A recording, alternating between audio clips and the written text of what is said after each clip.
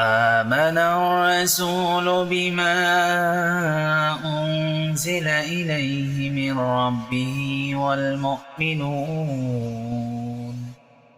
كل آمن بالله وملائكته وكتبه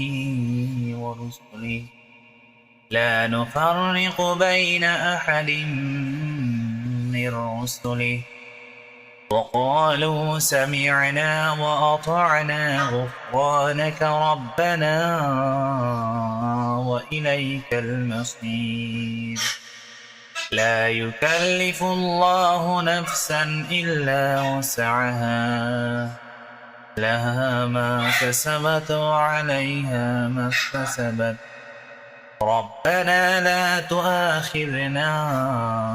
إن نسينا أو أخطأنا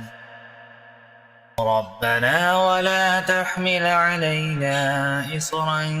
كما حملته على الذين من قبلنا ربنا ولا تحملنا ما لا طاقة لنا به واعف عنا واغفر لنا وارحمنا أنت مولانا فانصرنا على القوم الكافرين.